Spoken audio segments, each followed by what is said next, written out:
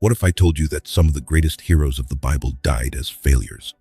They spent their entire lives chasing a promise that never actually showed up.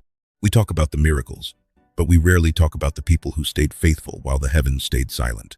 Imagine walking for 40 years toward a home you're forbidden to enter, or dreaming of a kingdom you'll only see from a distance. Why would a loving God give a promise only to let his servants die in the waiting? Think of Moses. He led millions through the mud and the desert, carrying the weight of a nation on his back, only to stand on a mountain peak and watch others walk into the land he bled for. Think of Joseph. He reached the height of power in Egypt, but he died a stranger in a foreign land.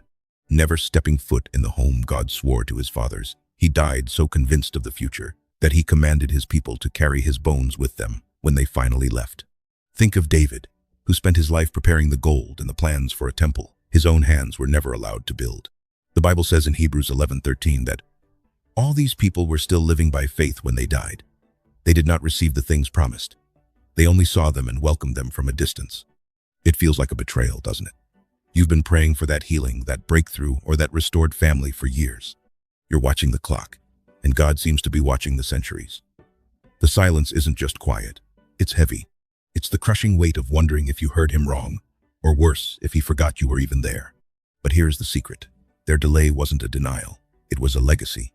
Moses didn't get the land, but he got the lawgiver. Joseph didn't get the home, but he saved the lineage. What they couldn't see was that God wasn't just building a life for them. He was building a history through them. Your faith isn't a transaction where you trade belief for results. Faith is the bridge that allows future generations to walk over the rivers you're currently drowning in. Isaiah 55 reminds us that his thoughts are not our thoughts. His perspective spans eternity, while ours barely spans the week. If you feel like you're waiting in the dark right now, stop looking at your watch and start looking at his character. You need to shift your heart from, "When will you do it?" to "Who are you becoming in me while I wait?"